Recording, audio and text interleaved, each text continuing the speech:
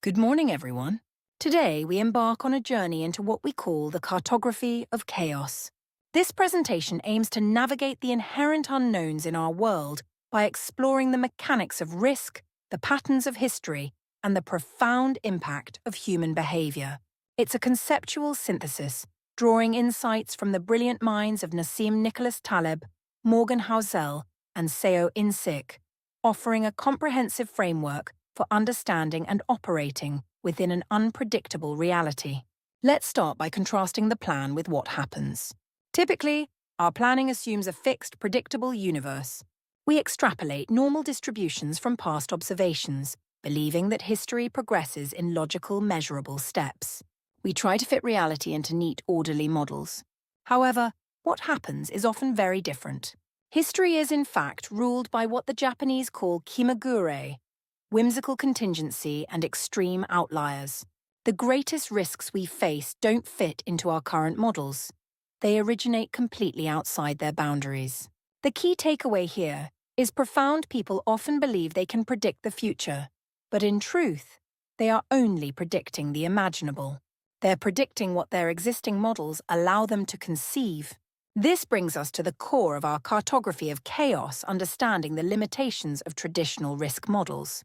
The concept of the bell curve, while useful for certain phenomena, gives us the illusion of averages. Many traditional risk models, such as value at risk, fall prey to what Taleb calls the ludic fallacy. They assume that the unstructured randomness we find in real life resembles the structured randomness found in games, where outcomes are defined and probabilities are known. This is a fundamental flaw leading to what we term the great intellectual fraud. The mathematical reality is that you simply cannot compute the probability of consequential rare events using standard scientific methods. This is the key concept of degenerate metaprobability. What we find instead is the fat tail, where the real monsters hide. In reality, almost everything significant in social and economic life is produced by rare consequential shocks and jumps. The normal, the average, is often irrelevant when true change occurs.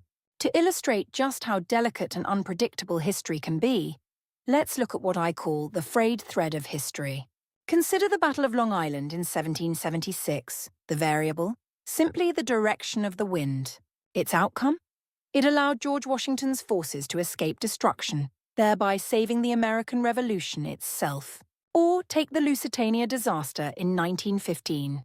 The variable here was Captain William Turner's decision to save on fuel costs, which tragically placed the ship directly in the path of a German submarine, triggering the U.S. entry into World War I. And in 1933, during the Zangara attempt on President Roosevelt's life, the variable was a wobbly chair. That small detail caused Giuseppe Zangara to miss FDR and instead kill Chicago Mayor Anton Chermak, preserving FDR's trajectory to reshape U.S. history. These examples show us that the world is precariously balanced. A lack of historical context often obscures how much of our reality relies on pure chance and seemingly insignificant variables. Now let's dive into the anatomy of a true black swan event, as defined by Nassim Taleb's triplet. First, it must be the outlier, meaning it lies entirely outside the realm of regular expectations. Nothing in the past convincingly points to its possibility. Second, it must have extreme impact. A black swan carries an extreme disproportionate role in history, science, economics, or technology. Its consequences are massive. And third, there's retrospective predictability. This is a human trait after a black swan event occurs. Our nature concocts explanations, making it feel explainable and even predictable in hindsight. We fit the narrative to the event, falsely believing we could have seen it coming. To better understand the spectrum of unpredictable events, let's examine the Swan taxonomy matrix. We classify events into 4 categories based on their predictability and impact. A black swan, as we just discussed, is completely unprecedented. It generates near 247 pervasive news coverage, leads to the birth of new sub-industries or complete reorganization in the private sector, and triggers major new cross-jurisdictional agreements and bodies in the official sector. A grey swan, on the other hand, is highly unlikely but still conceivable, like COVID-19 was for many. It receives extensive coverage, leads to adaptations of existing products to hedge salient risks, and results in targeted adjustments to existing laws. Then we have a white swan, which is expected with great certainty. It gets brief news coverage, usually the most significant of the month, and for businesses, it's generally business as usual with some risk reallocation. There's usually no new official intervention. Finally, a duck represents everyday business events, perhaps a lead segment for a week in the news, but ultimately, it's business as usual with minimal intervention. This matrix helps us categorize and understand the varying degrees of unexpectedness and their consequences. Let's explore the risk origin framework, which highlights how risks often emerge from the unseen. Consider the case of the astronaut, Victor Prather. NASA meticulously planned his high-altitude balloon flight, perfecting a new spacesuit. They accounted for everything known. The unseen risk? He survived the flight but tragically drowned during the helicopter rescue because he opened his visor. Or take the escape artist, Harry Houdini. He could survive any trap, chain, or physical constraint planned in a performance, mastering the known. Yet, the unseen risk, an unexpected, unbraced punch to the stomach in his dressing room, ultimately killed him. These examples powerfully illustrate a crucial point. Risk is what is left over after you think you've thought of everything. The most dangerous threats are precisely those that catch us completely off guard. This leads us to the turkey and the butcher perspective shift, a powerful analogy. From the turkey's view, every day brings empirical evidence of safety. Confidence is at an all-time high, believing the good times will continue indefinitely. Yet, from the butcher's view, there is a planned termination with zero surprise. What is a black swan for the turkey is simply a known, predictable event for the butcher. This highlights that a black swan is truly in the eye of the beholder. The 911 attacks, for instance, were a black swan for the victims, but certainly not for the perpetrators. The objective of effective risk management isn't to predict the unpredictable, it's to avoid being the turkey by deeply understanding your own vulnerabilities and the perspectives of potential butchers. Now let's consider the philosophical spectrum of history. At one end we have kimagure, or pure whimsy and chaos. This view sees history as purely unstructured, meaningless randomness, presenting the illusion of a completely open future. At the other end we find totalitarian destiny, which sees history as a rigid, inevitable march, characteristic of fascism or imperialism. In this view, the individual is completely subsumed by the state's historical mission. However, Seo Insik offers us My Destiny, the Ideal. This is the intersection of possibility and individual responsibility. The key concept here is subjective nothingness. While we exist in an unpredictable stream of events, we are not powerless. By applying our intellect and self-reflection, we take ownership of our individual actions within this chaos, steadfastly refusing to surrender to collective totalitarian destinies. It's about finding agency amidst the randomness. Let's turn our attention to the expectation gap gauge, which profoundly impacts our well-being.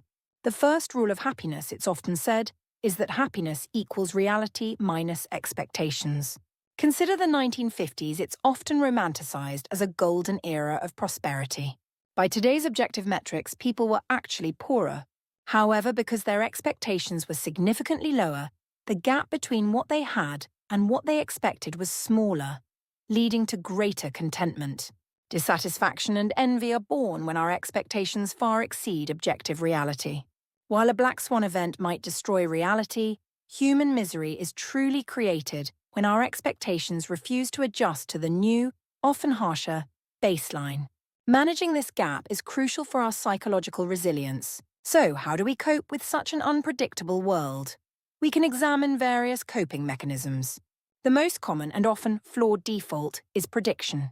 This relies heavily on historical data with the goal of forecasting the future. However, its result is fragility. When the model inevitably breaks, the entire system collapses. A more robust approach is preparation, championed by Morgan Housel. This relies on a margin of safety with the goal of surviving the unpredicted. Its result is resilience, achieved by maintaining excess savings and cautious debt to absorb sudden shocks. Nassim Taleb offers anti-fragility, which relies on system structure. Its goal is to actually exploit the unpredicted, leading to growth from disorder. This means structuring investments or societies to gain from volatility. Finally, from CO in sick, we have intellectual agency, which relies on self-reflection. Its goal is ethical survival leading to my destiny. This mechanism involves refusing to let chaotic history or state propaganda overwrite individual responsibility and choice. Ultimately, we can understand the world's unpredictability through the equation of the unknown. This conceptual formula posits that the event multiplied by exposure and divided by expectations equals your realized outcome. The black swan, or kimagure, represents the event. It is fundamentally uncontrollable, the rare, extreme impact shock that history dictates. Robustness or preparation is your exposure.